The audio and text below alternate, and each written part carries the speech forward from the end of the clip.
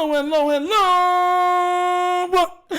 You are tuning into another episode of The Wunderkind Show. Today's first topic, Lamar Jackson addresses why he had to miss practice. Look, guys, now, you know what's funny about stuff? And I always say there's power in silence, right? You don't always have to say something for something to be shown or to say it. You know what I mean? Like, I don't have to tell you somebody did something. Sometimes just the way that like, I'm like, yo, did this person try to hurt you? You're like, no comment. That's all we needed to say.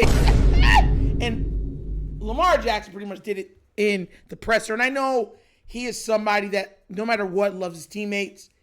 Mind you, I've had this conversation with him. Those are the guys. And verbatim, this is what he told me when I was allowed to interview him. He told me, he said, look, I sweat with those guys, bleed with those guys, cry with those guys. Those are my guys. So a lot of times for us fans, it's easy just to say, he's garbage. But for him, it's like you're talking about a brother, right? So what I'm going to do is I'm going to play the audio and video of him. It's real quick of being asked about the situation of why he had to miss out on practice again, because it was planning on him actually not missing practice this week. But he had to because there was a mishap in practice, a practice that was supposed to be a light practice. Without further ado, let's get this party started. Please remember to like, subscribe, hit that notification bell. Okay, guys? Let's see this out. I don't change up anything. I just still be me at the end of the day and just do what I was supposed to do my job. Yeah. Or did you get stepped on in practice? Yeah, I did. Wednesday, I did. Yeah, Wednesday. I did, yeah. You want to name any names? Of who stepped on me? Yeah, who stepped people? Nah, man. Like, I'm supposed to be on the outside. Why would I want to check? That's crazy. You've had a few. Mind you, they're laughing, but we all know who we think it is. We think it's Falele. Let's just keep it a buck. If it was, and like I said before, in silence, right? Because everybody on the team knows that Falele is absolutely despised because they all see social media. The social media sphere, right, has become normal media. It's no longer media and then social media. No, media itself has incorporated social media within itself and almost been encapsulated by it also. It's the driving force of most topics, social media. So they know how the fan base feels about Falele. And if this was Ronnie Stanley, they'd been like, you know, it was a mishap. Ronnie Stanley accidentally stepped on it. They're like, Ronnie, come on now, man. If it was even Rosengarten, you got to do better than that, bro. If it was Linderbaum, come on, man. Can't be stepping on center. Come on now, you're the center. You got to be better than that. Right? Even Voorhees would have got a little bit of them like, Voorhees, bro, we know he's not good, bro. We know he's not good. It is what it is. Hopefully Lamar's okay. But if it was Falele, a.k.a. Falala, a.k.a. fish fillet, Chick-fil-A, food, oh, it would have been a problem. It would have been a problem. And at the end of the day, he doesn't want to put that type of heat on his teammate. Because once again, he views them as brothers.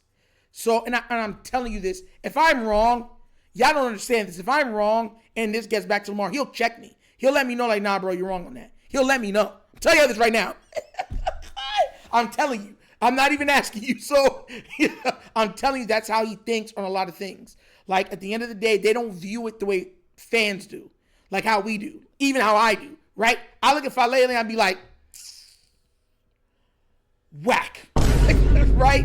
But that's somebody that's bleeding with him, sweating with him, sacrificing with him, going through the turmoil of the workouts and everything else, grinding, you know, coming together, trying to be come together as one for one cause. They view things differently when you're in that fold. You understand where I come from? It's almost like you're in an isolated world. A space almost, devoid of contact. So that's why he's defended him. And I truly, personally, I do think it's Falele, but Lamar's never going to throw any of his teammates under the bus, no matter what they're doing. I'm telling you, he won't. Unless the only way, and I could be wrong about this, but I think he would agree. The only way I see Lamar throwing a teammate under the bus is if that teammate was like caught throwing a game. Like if that teammate was caught like throwing the game, like fixing the game, purposely dropping passes and it came out. Oh, I don't think that the Lamar would be protecting him anymore. He'd probably be swinging on him personally. I mean, you hit him with the right hand of fellowship. I'm just saying. If I'm wrong, you'll check me. But I'm just saying that's what I truly believe. All right, but we're going to let it continue. Weeks in a row where you've had like a day off each of those few weeks. Have you viewed that as sort of like critical is too strong a word, but needed to, given all the injuries you've had to deal with this year? I wouldn't even say injuries, just rest day. Get a little extra rest day, if anything, and that's it. He ain't trying to throw nobody under the bus. In your experiences of playing the Steelers, what have you learned about what it takes to win this game? Man, it's a turnover battle game. Team who has the ball the most and put the most points on the board, that's going to be the outcome of who win the game, basically, and that's all to it. But it's a huge rivalry, man. It's like a playoff game, and right now, for the situation we're in, it's definitely a playoff game for us, but it's like, if we wasn't in this situation, it'd still be a playoff game just because of the rivalry. So, guys, I want to make sure I say this too, right? No, I'm not a Falele fan at all. I didn't like it when they got him, personally. You know what I'm saying? Even though I wanted to see what he got. So, we got to see what we got in these guards. Oh, my gosh. I mean, he's been worse than worse. So, it kind of is what it is. I'm hoping, Emory and Cleveland hasn't even been making. He's been on the inactive since Emory's came back. But I don't wish injury on anybody. I just need these guys to play better to protect Lamar at this point. And I'm being real with you. We're not going anywhere unless 8's taking us. I want you to understand that. Without doubt. Hurt, not hurt. Going all the way, not the way. 100%, not 100%. We go as far as 8 goes. Because he's the driving force of everything that we do on this team. If he's balling out, this team plays with a level of arrogance and pride that it becomes a shield almost. Like, you can't beat us. Lamar's at 100%. Now, let's show you what we can do. The team, I'm going to be real with you. When Lamar is on all cylinders, the team becomes a front-running team. So, and that's what I kind of look at the Baltimore Ravens a lot of times. Not Lamar, or not Derrick Henry either. Certain guys aren't. But for the most part, I'm talking about the team as a whole. A lot of them are front runners. So that's why it's so predicated on if Derrick Henry's hitting off big runs, Lamar Jackson's making people look stupid and everything. Even before Derrick Henry got onto the team, you would see him on the sideline, freaky L, oh, L, freaky. And they're going crazy on the sideline about what he's doing. And it's like hyping the guys to do even better, go even further, right? Front runners. When it's time and it's like he's struggling, they're like, oh no, Lamar's struggling. What are we going to do? I forgot to play football. It's nasty work, but that's what happens. So hopefully, he gets his groove back. I know he's been hurt, injured. He's fighting, man. I can't ask no more than that. The guy is out there sacrificing, he's hurt. Everybody knows he's hurt. He's in pain. He's probably taking beer shots to numb him and everything else. And he just goes out there and just keeps giving 150% to try to win, regardless of if it's ugly or not. He's just trying to win. How can you not respect that? So, you know what I'm saying? Do I think it was Falele? Yes. But Lamar's never going to tell us, and they're not going to do that because they're not going to throw their guy under the bus. That's not what teams do. And I know people say, I want you to get so frustrated with Lamar to do it. Like, bro, no. That's not on Lamar. That's not what Lamar's supposed to do. There's supposed to be a thing where we're part of this team, we're family. Now, if the coach feels that you can, or if you're, then he'll bench you or something like that's the coach's job.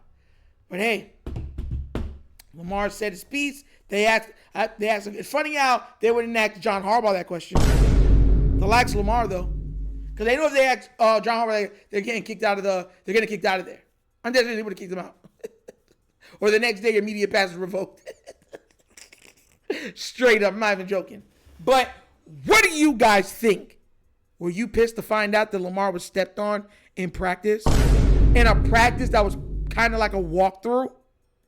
And how much more do you think Lamar can take while getting injured at practice and on the field while trying to play? Let me know what you think down in that comment section, please. All right? But as always, that's the episode of The Wunderkind Show. Thank you for watching it. How we get down, we have fun, and we laugh. But everything we talk about, we're doing what? Facts and truth. Please remember, guys, like, subscribe, hit the notification bell, leave a comment. You know, I love the comments. If you guys haven't already done so already, check out The Wunderkind Morning Show live Monday through Thursdays, 9:30 to 10:30 a.m. We touch on all topics, all hot topics in sports. It will be available very soon on Spotify and other ways to watch or listen to the podcast, because that's what it is. It's a morning show podcast.